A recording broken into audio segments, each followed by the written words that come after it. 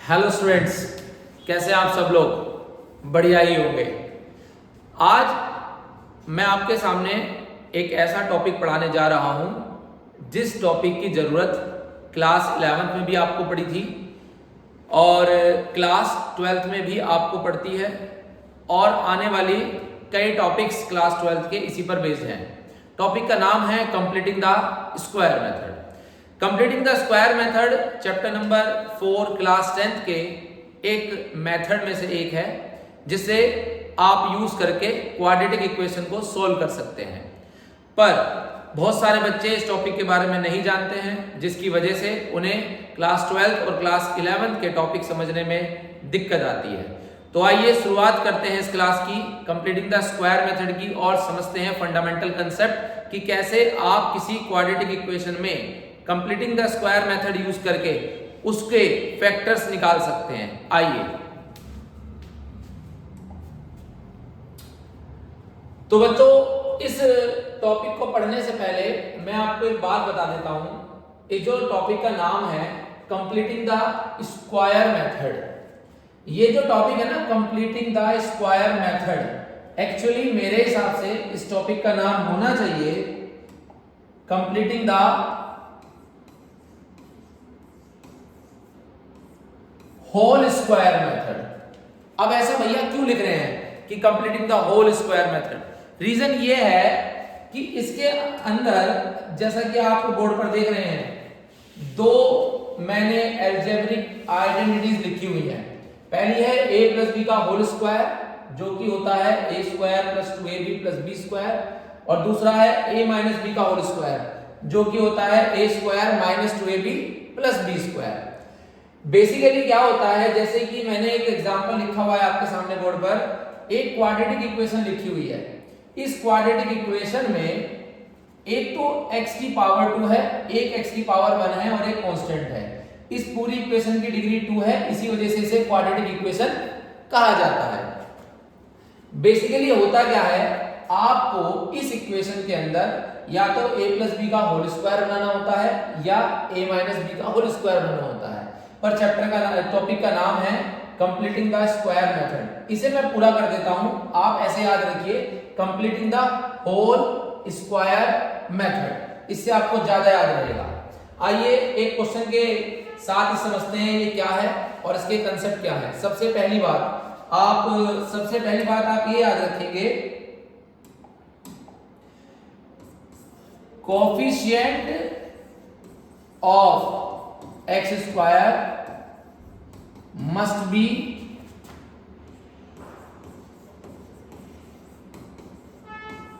Equal to 1।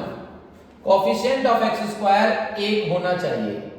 अब बच्चे का सवाल है कि भैया अगर 1 नहीं हुआ तो क्या करेंगे? तो भैया कॉमन लेंगे, उस पर भी मैं जाऊंगा। पहले आप ये समझ लीजिए कि इस क्वेश्चन के अंदर कोफिशिएंट ऑफ एक्स स्क्वायर 1 है। दूसरा पॉइंट है check the sign of term x, जो x वाली टर्म है उसका जो साइन है आपको वो चेक करना है। अगर प्लस है तो क्या होगा, माइनस है तो क्या होगा। अगर प्लस है तो a प्लस बी का होल स्क्वायर बनेगा, अगर माइनस है तो a माइनस बी का होल स्क्वायर बनेगा। पहले ये दो बातें आपको समझ लेनी है। पहला, एक्स स्क्वायर का कोफिशिएंट 1 होना चाहिए। दूसरा, x वाली जो टर्म है उसके जो कोफिशिएंट में साइन है वो अगर प्लस का है तो a प्लस बी का होल स्क्वायर बनेगा, और अगर माइनस का है तो a माइनस बी का होल स्क्वायर बनेगा। ये आप समझ ही गए होंगे।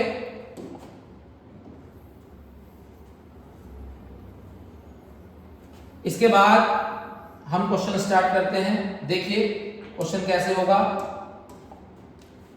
सबसे पहला स्टेप, आपके सामने एक्स स्क्वायर लिखा ही है, इसे आप ऐसे ही लिखा रहने दें, कोई दिक्कत नहीं है, प्लस। अब फॉर्मूला ध्यान रखिए, आपने दो बातें चेक कर ली हैं, एक्स स्क्वायर का कोफिशिएंट 1 है और एक्स का कोफिशिएंट प्लस है, तो इसका मतलब a प्लस बी का होल स्क्वायर खुलेगा इसके अंदर और लगेगा। ठीक, अब एक्स स्क्वायर को मान लीजिए कि a स्क्वायर है, उसके बाद फॉर्मूले में लिखा है 2, आपने 2 लिख दिया, मल्टीप्लाई का साइन है, फिर लिखा है a एक ही जगह पर आपने किसे माना है, x को। ध्यान देंगे, एक ही जगह पर आपने किसे माना है, x को। तो यहां पर एक ही जगह पर किसे पुट कर दीजिए, x को, मल्टीप्लाई। अब आया b की बारी। अब देखो बच्चों, इस मेथड को सीखने के लिए केवल 3 पॉइंटों की जरूरत है। पहला, एक्स स्क्वायर का कोएफिशिएंट 1 होना चाहिए। दूसरा, x वाली टर्म का साइन प्लस या माइनस आपको चेक करना है। और तीसरा कि आप b की वैल्यू कैसे निकालेंगे। अगर आप ये सीख गए कि b की वैल्यू कैसे निकाली जाती है तो आपको ये मेथड पहली बार में परफेक्टली समझ आ जाएगा। देखिए, b की वैल्यू निकालने का बड़ा सरल तरीका भैया बता रहे हैं, बस आपको याद रखना है, x का जो भी कोएफिशिएंट हो, x का जो भी कोएफिशिएंट हो उसका हाफ कर दीजिए। यहां पे 2 है x का कोएफिशिएंट, उसका हाफ क्या होगा, 1। आप x के कोएफिशिएंट का हाफ कर दीजिए। जो भी यहां पर आएगा, जो भी वैल्यू यहां पे आएगी वो क्या हो जाएगी, b की वैल्यू हो जाएगी। याद रखना, ये वाली वैल्यू क्या हो गई है, b की वैल्यू। तो b की वैल्यू कैसे निकलती है, x का कोएफिशिएंट जो भी है उसका हाफ कर दो, यहां पे b आ जाएगा। ये वाली वैल्यू किसकी है, ये a की है। अब आपने जो b की वैल्यू पता करी है, आप उसी को ऐड कर दीजिए पर होल स्क्वायर लगाकर। मतलब कि आपको जो b की वैल्यू पता लगी है उसी के होल स्क्वायर को जोड़ दीजिए। जब आपने इक्वेशन में इसके होल स्क्वायर को जोड़ा है तो इसको घटाना भी पड़ेगा। एक बार प्लस कर दीजिए, एक बार माइनस, और लास्ट में बचता है +5 बराबर 0। लीजिए, आपकी ये लाइन तैयार हो गई। इस स्टेप को दोबारा समझिए। x का स्क्वायर मतलब हमारे लिए a स्क्वायर है, प्लस इसलिए लगाया है क्योंकि x का कोएफिशिएंट प्लस है। उसके बाद 2 फॉर्मूले में है, ये 2 इस 2 से रिलेट नहीं करता, ध्यान रखिएगा। इस 2 का मतलब इस 2 से नहीं है, ये 2 फॉर्मूले वाला 2 है। मल्टीप्लाई a की वैल्यू को आपने x माना है, यहाँ पे x आ गया। फिर आई b की बारी, b कैसे निकलेगा, b x का कोएफिशिएंट जो भी होगा उसका हाफ कर दीजिए, b आ जाएगा। b पता करने के बाद उसी का होल स्क्वायर जोड़ दीजिए, उसी का होल स्क्वायर घटा दीजिए, +5 बराबर 0। एक बात मेरी याद रखिएगा, अगर आप b की वैल्यू लिखने में कंफ्यूजन आपके सामने आ रहा है तो आप जो भी b की वैल्यू लिखें, इन सभी की मल्टीप्लाई करके वापस क्या आना चाहिए, वही आना चाहिए जो क्वेश्चन में x के साथ में लिखा हुआ है। 2 × x × 1 क्या आएगा, 2x। बिल्कुल सही है, हम बिल्कुल सही जा रहे हैं। अब क्या करना है, अब यहाँ पे लिख दीजिए, आपको लिखना है तो कि आप क्या यूज कर रहे हो, यूजिंग a + b का होल स्क्वायर बराबर a square plus 2ab plus के b स्क्वायर। ठीक, इसके बाद ये जो इक्वेशन है ये क्या बन जाएगी, x + 1 का होल स्क्वायर। ध्यान देंगे, यहां से लेकर यहां तक ये फॉर्मूला बन गया है किसका, a + b का होल स्क्वायर। उसके बाद -1 का स्क्वायर -1 +5 बराबर 0। उसके बाद x + 1 का होल स्क्वायर, 5 में से 1 सब्ट्रैक्ट हुआ, प्लस के 4 बराबर 0। इस तरह से आपने एक क्वाड्रेटिक इक्वेशन को कंप्लीटिंग द स्क्वायर करके एक नया रूप दे दिया। बस आपको इतना ही सीखना है, इसमें आगे आपको इसके फैक्टर निकालने नहीं सीखने हैं। आपके लिए अभी इतना ही सफिशिएंट है, क्योंकि हमें फैक्टर निकालने की जरूरत पड़ेगी नहीं, क्योंकि क्वाड्रेटिक इक्वेशन हमें सोल्व नहीं करनी है। हमें क्वाड्रेटिक इक्वेशन को एक नया रूप देना है, किसका यूज करके, कंप्लीटिंग द स्क्वायर का यूज करके। और इसका बहुत ज्यादा जरूरत पड़ने वाली है क्लास 12 के chapter number 6 increasing and decreasing में, क्लास 12 के chapter number 1 relation and function में, और भी बहुत सारे चैप्टर नंबर 12 के बाद, चैप्टर नंबर 6 के बाद चैप्टर नंबर आपके 9 में भी जरूरत पड़ती है इसकी। तो बहुत सारे ऐसे चैप्टर हैं क्लास 12 में जिसकी जरूरत पड़ती है।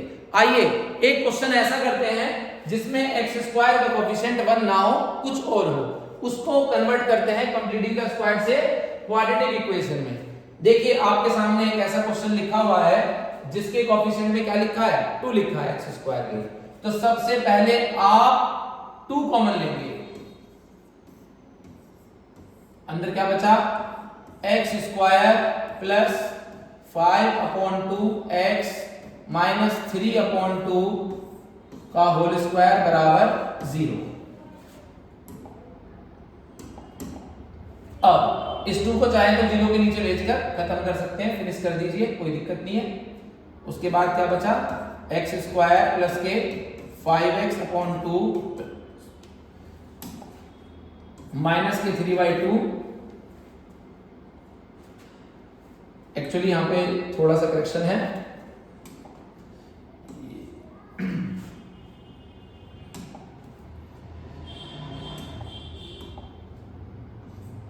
देखिए एक्स स्क्वायर प्लस के 5x माइनस 2 और अपॉन 2 माइनस के 3/2 बराबर 0। अब वही सेम कंडीशन है, एक्स स्क्वायर का कोफिशिएंट 1 है, 1 हो गया है, एक्स का कोफिशिएंट में प्लस का साइन है, इसका मतलब a प्लस b का होल स्क्वायर बनेगा। तो आपने क्या लिखा, x का स्क्वायर प्लस 2 इंटू a की वैल्यू x, b की वैल्यू क्या होगी, पहले से 5/2 है। अब 5/2 का हाफ क्या होता है, अगर 5/2 को हम डिवाइड करेंगे 2 से तो क्या आएगा, 5/4 आएगा। ठीक है भैया, मल्टीप्लाई कर दो इससे 5/4 से, x का जो भी कोफिशिएंट है उसको उसे डिवाइड कर दो, बात खत्म, सीधी सीधी बात है। जो b की वैल्यू मिली है उसका होल स्क्वायर जोड़ दीजिए और उसी का होल स्क्वायर घटा दीजिए, लास्ट में माइनस का 3/2 बराबर 0। अब यहां से लेकर और यहां तक आपका एक फॉर्मूला बन गया, क्या है फॉर्मूला, x प्लस 5/4 का होल स्क्वायर माइनस 5 का स्क्वायर 25, 4 का स्क्वायर 16 माइनस के 3/2 बराबर 0। थोड़ा और सोल्व करेंगे, एक लाइन और, आप एलसीएम ले सकते हैं और माइनस कॉमन ले सकते हैं। एलसीएम आएगा 25 माइनस 24, 16 और 2 का एलसीएम 16 बराबर 0। थोड़ा सोल्व करना चाहें एक लाइन और लिख सकते हैं बस, हार्डली,